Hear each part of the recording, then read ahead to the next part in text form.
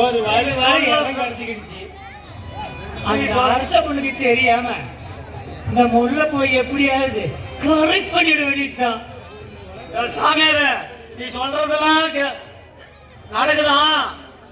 எங்க அக்காவத்தை பார்த்துட்டு இல்லச்சி எங்க அக்காவத்தை பார்த்துட்டு ஒரு சோசின்னு சொல்லியும் கைரக முல்லைப்பூ சொல்லுங்க.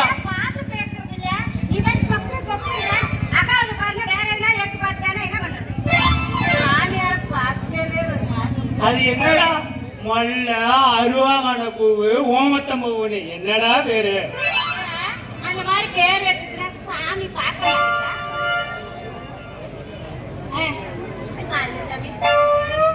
ஐயோ சாமி நீங்க தொட தொட எனக்கு வெட்டவே கள்ளிப்பூ சீச்சி முல்லைப்பூ உன்னை பார்க்கும்போது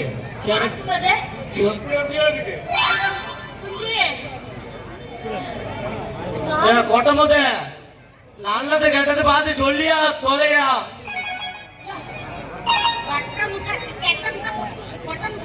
இந்த கொம்பை கொட்டை முத்தி கிட்ட வந்துட்டல இனிமே வாழ்க்கை சொர்க்கம் தான் சொர்க்கம் தான். சாமி சாமி பட்டமுத்து சாமி கெட்டமுத்தா கொட்டமுத்தாடா? சாமி எதுவா இருந்துக்கோ, நீ கொட்டையாரு கெட்டவனாரு அது தேவை. சாமி எனக்கு சட்டின்னு கல்யாணம் ஆகணும், சீக்கிரம் பிள்ளை பெற்றுக்கணும், எப்பன்னு மட்டும் சொல்லு சாமி. கைதாக பாக்குறது, பேர் பொருத்தம் பாக்குறது, சாதகம் பாக்குறது, படுக்கிறதுக்கு இடமும் பாக்குறது. படுக்கிறதுக்கு இடமும் பாப்பீங்களா சாமி? அனைத்தும் பாப்பேன்.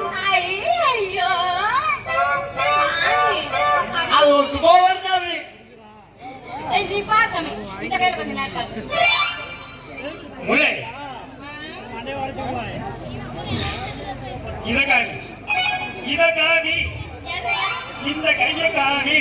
ஏன் இந்த கையில என்னடா? பெருசாமி கடையில டீ போட்டுக்கிறா. சண்டை மேடு, சூரிய மேடு, கோட்டை மேடு எல்லாம் தெரியுது. எல்லாமே சாமி தெரியுது. ஆனா நாய்க்கு சந்தை போதனை மட்டும் தெரிய மாட்டேங்குது. மேடு மறைச்சிக்கிச்சா? என்ன சாமி சொல்றீங்க? அத ரெண்டு சந்தையும் காமிக்கவே பார்க்கவே முடியல. எனக்கு ரெண்டுமே காட்ட மாட்டேங்குது. ஏண்டா கண்ணத்துல சாமியாரா இளமுலைக்கு குறுக்குதாரத்துல சைக்கிள்ல போனா ஓட்டமேடு மோட்டர் காடு வருது, போத சேர்ந்தா ஏறதுக்கு பொருள் இருக்குது, ஞாயிறு சேர்ந்தா சின்ன மூட்டியில் இருக்குது. இதெல்லாம் எப்பறா இவன் கையில உனக்கு தெரியுது?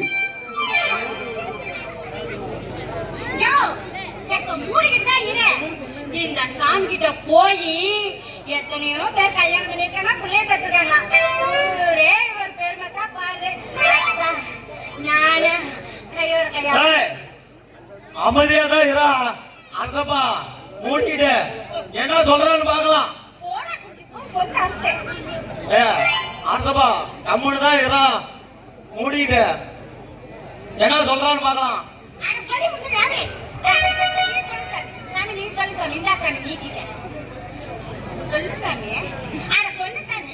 ஆனா சொல்லிக்கிட்ட மாரியாத்தா, காலம் சொல்லிக்கிட்ட என் கணேச மாமா, பாட்டெல்லாம் சொல்லிக்கிட்ட என் பக்கத்து விட்டு பாட்டியம்மா, எல்லாருமே சேர்ந்து இவளை மட்டும்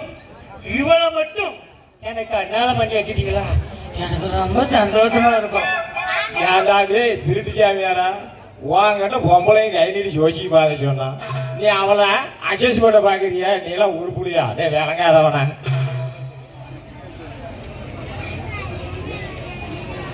எனக்கு என்னமோ அந்த சாமியார் பேசுறதெல்லாம் பார்த்தா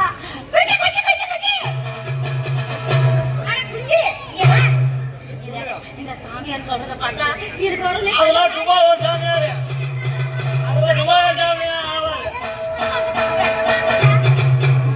கண்டவெல்லாம் கட்டிக்கிட்டு மாத்தி இந்த சாமியாரையே கட்டிக்க, பணமும் வரும், நம்ம தரத்திரமும் போவோம். ஆரேங்க அப்பா, நானும் பல ஊர்ல பல அண்ணன் தங்கச்சி பாசத்தை பார்த்துக்கிறேன். அந்த பாசம் மாதிரியே மிஞ்சன அண்ணன் தம்பி பாசம் நீங்க தாண்டா. ஆனா மான கட்ட நாய்களா அவளை இவங்க கூட்டி கொடுக்கறது பாக்குறியா? நீ உருக்குறியா? நீ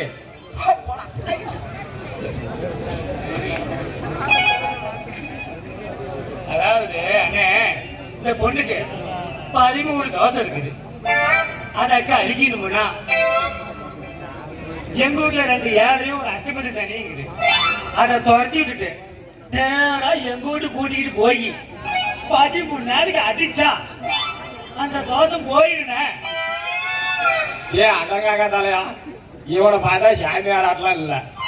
எந்த வீட்டு பொம்பளைக்கிட்டயோ சட்டி மூட்டு சாமானத்தை திரும்பி விட்டு தொடப்பு தடி வாங்கிட்டு வழி தாங்க முடியாம மாறு வயசுல திரியிறான். ஏய் எங்க என் கையை பார்த்து ஏதாவது சொல்லு பார்ப்போம். 1 2 6 9 10 × 4 ஆக மொத்தம் 40. 400 நாளைக்கு உனக்கு நாய் தாசை இருக்குறேன். அது கழியணும்னா நேரா மேட்டூருக்கு போறேன். 18 பாலத்து மேல நிக்கிறேன். ஒரு கவுத்தையும் அந்த இடத்துல கட்டிக்கிறேன். ஒரு கல்லையும் கட்டிக்கிறேன். அண்ணே பாறை மேல குதிச்சுன்னு வச்சுக்க உன் தோசை நீங்கிடுனே, உன் தோசை நீங்கிடும். ஆமாயா, இந்த சாமியார் சொன்ன மாதிரியே நீ போய் பக்காவா பண்ணிட்டு பாரு, உனக்கு பிடிச்ச தோசை அத்தனையும் விட்டுரும். ஆமாண்டி உடம்பு இவன் சொல்ற மாரி நான் 16 காமான் பாலத்தை வேலை ஏறி நின்று காலத்துல சுருக்கு வச்சுட்டு கல்ல கட்டி ஒதிச்சேன்னு வச்சியா பாதியிலே உசிட்டு போயிடும். இவன் உன்னை லாவிட்டு போயிடுவான். ஏன்னா அந்த எண்ணத்தோட கட்ட இடத்துல கை வச்சுக்கிட்டு இருக்கிற நீ. நாங்க சந்தோஷமா இருப்போம்.